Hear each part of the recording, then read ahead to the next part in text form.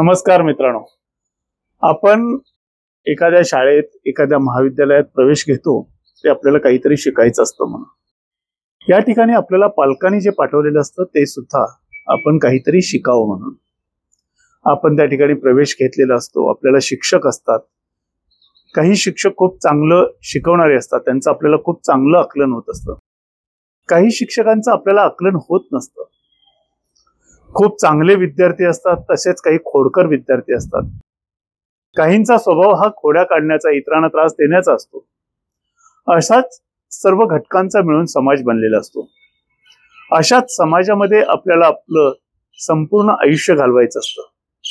त्यामुळं शाळेत, महाविद्यालयात आपण तेथे कशासाठी आलो आहोत हे लक्षात घेऊन आपलं वर्तन राहिलं पाहिजे.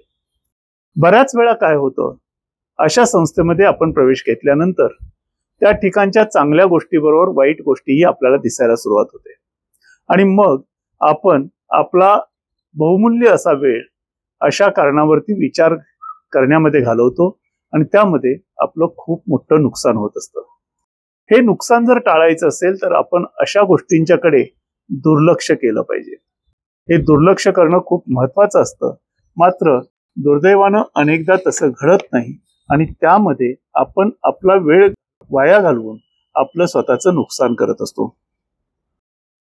एका शाळेमध्ये असाच एक विद्यार्थी होता. तो एक दिवस वैतागून प्रिन्सिपल सरांच्या समोर उभा राहतो आणि म्हणतो, सर, मला आता या शाळेत यायचं नाहीये, मी शाळा सोडून देणार आहे.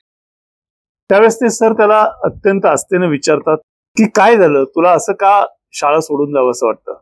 त्यावेळेस तो मुलगा म्हणतो, मी या शाळेमध्ये एक शिक्षक दुसऱ्या शिक्षकाबद्दल वाईट बोलताना नेहमी ऐकतो.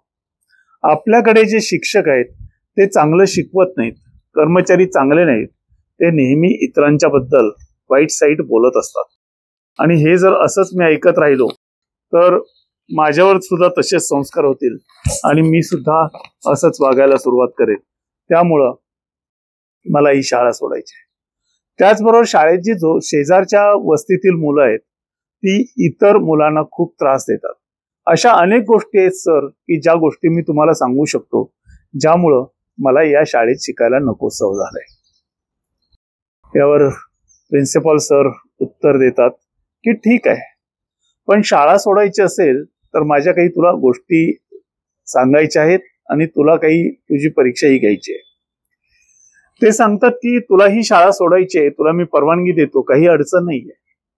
फक्त मी तुझ्याशी चर्चा करण्यापूर्वी एक गोष्ट तू करायची, त्यानंतर तुला मी शाळा सोडायची तर परवानगी दिल्या तर जमा असेल, पण नंतर मी तुझ्याशी बोलेन.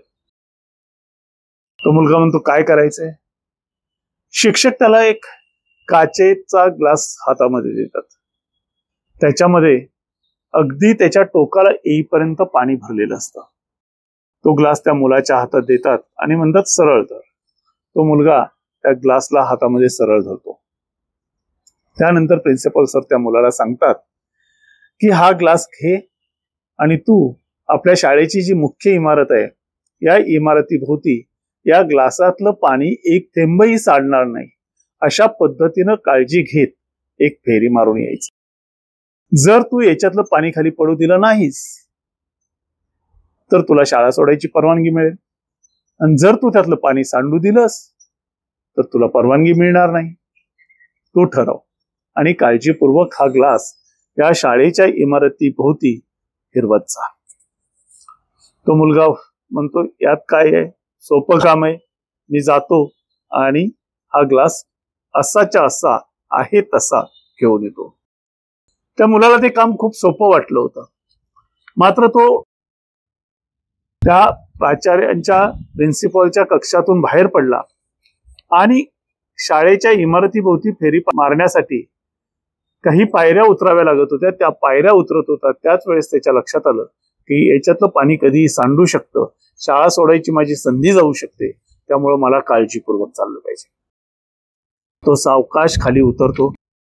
पायऱ्या उतरून आल्यानंतर जमिनीचा भाग सपाट असला तरी काही ठिकाणी पायऱ्या होत्या, त्यामुळं तो अत्यंत काळजीपूर्वक त्यातल्या पाण्यावरती लक्ष केंद्रित करून ते पाणी थोडे सुद्धा हेलकावणार नाही अशा पद्धतीने ग्लासला धरत त्या इमारतीभोवती फेरी मारायला सुरुवात करतो.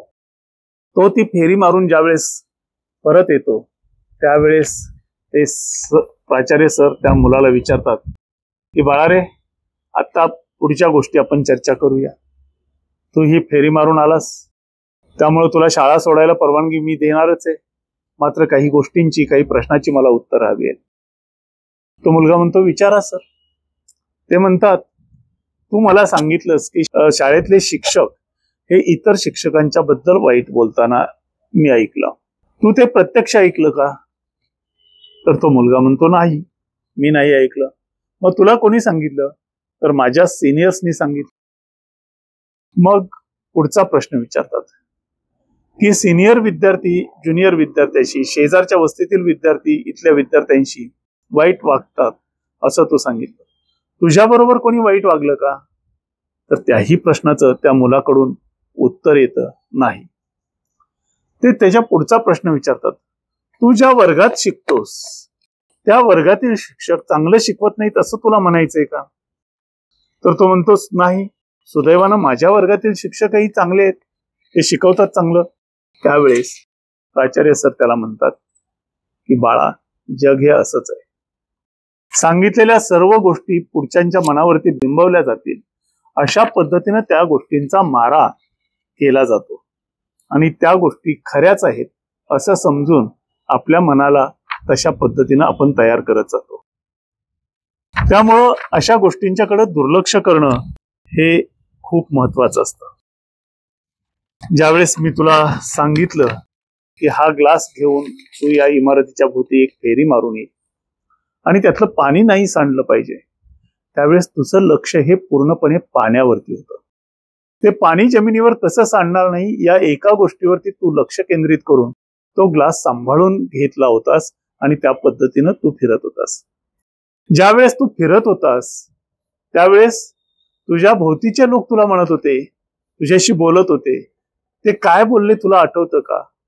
तर नाही. मग काय आठवतं? तर माझं लक्ष पूर्ण एकाच गोष्टीवरती होतं की या ग्लास मधलं पाणी बाहेर सांडलं नाही पाहिजे आणि जर पाणी सांडलं तर मला ही शाळा सोडायची परवानगी मिळणार नाही. म्हणजे या कृतीमध्ये, या आत्ताच्या प्रयोगामध्ये तुझं ध्येय होतं की या शाळेच्या बाहेर पडायचं आणि त्यासाठीची परीक्षा होती ती म्हणजे या ग्लास मधलं पाणी कसं सांडणार नाही. त्या एकाच गोष्टीवरती लक्ष केंद्रित करून तू पूर्ण प्रयोग पार पाडलास. तसंच आहे मित्रा, आयुष्यामध्ये असे अनेक प्रयोग आपल्याला पार पाडायचे असतात, अनेक परीक्षा आपल्याला द्यायच्या असतात. त्यामध्ये आपल्याला जे इप्सित साध्य करायचंय, जे आपण ठरवलेलं आहे त्याच्यावरती आणि फक्त त्याच्यावरतीच आपलं लक्ष असलं पाहिजे. आपल्या भोवतीचे लोक काय बोलतात, आपल्या शेजारचे काय बोलतात, आपले सिनियर्स काय बोलतात, याकडे जर आपण लक्ष द्यायला लागलो तर आपण आपल्या इप्सित ध्येयापासून भरकटत जाऊ. आपल्याला ते साध्य करणं कदापिही शक्य होणार नाही. ही गोष्ट आपल्या मनात हुंगाट असल्यासारखी बांधून ठेवली पाहिजे. या एकाच गोष्टीवर जर आपण लक्ष केंद्रित केलं तर तुला बाकीच्या गोष्टी दिसायच्या बंद होतील. ज्या गोष्टी ऐकायला मिळतात, वारंवार ऐकायला मिळतात, त्या गोष्टींच्याकडे तुला दुर्लक्ष करता येईल आणि तुझं इथलं वास्तव्य जे आहे ते सुद्धा आनंददायी होईल. तू जर समजा असं एका शिक्षकाला दुसऱ्या शिक्षकाबद्दल वाईट बोलताना प्रत्यक्ष ऐकलं तर तू त्याबद्दल तक्रार करणं किंवा माझ्याकडे येऊन सांगणं हे योग्य आहे. तुला जर एखाद्या मुलाने त्रास दिला तर त्याबद्दल सुद्धा मला अवगत करणं हे कधीही चांगलं आहे. मात्र केवळ ऐकलेल्या गोष्टींच्यावरती विश्वास ठेवून आपल्या आयुष्याचं नुकसान करून घेणं, आपल्या भवितव्याशी खेळणं हे कधीही वाईट असतं. त्यामुळं तू ठरव, शाळा सोडायची ही सवय बदलायची. कारण दुसऱ्या शाळेत सुद्धा माणूसच असणार आहे, माणसंच तुझ्या भोवती असणार आहेत, अशाच सर्व घटना असणार आहेत. त्यामध्ये काहीही फरक असण्याची शक्यता नाहीये. त्यामुळं तुझा निर्णय तू घे आणि तू ठरव. हे सगळं ऐकल्यानंतर त्या मुलाच्या लक्षात आलं आणि त्या मुलाने शाळा सोडण्याचा निर्णय रद्द केला. तेथेच तो राहिला, शिकला आणि अतिशय यशवंतही झाला. मित्रहो, आपणही आपल्या आयुष्यामध्ये असंच ऐकीव गोष्टींच्यावरती, दुसऱ्यांच्या चर्चांच्यावरती, दुसऱ्यांच्या शेऱ्यांच्यावरती विचार करणं सोडून द्यायला पाहिजे. त्यातून जर काही सुधारण्याची संधी असेल स्वतःमध्ये प्रगती करण्याची संधी असेल तर त्याचा गांभीर्याने विचारही केला पाहिजे. मात्र इतराबद्दल चालणाऱ्या चर्चांच्या मध्ये आपण लक्ष देणं पूर्णतः थांबवलं पाहिजे. अर्थातच आपण अशा गोष्टींचा विचार सोडून दिला तर आपला खूप वेळ वाचेल आणि ज्याच्यातून आपल्याला प्रगती साध्य करता येईल. धन्यवाद.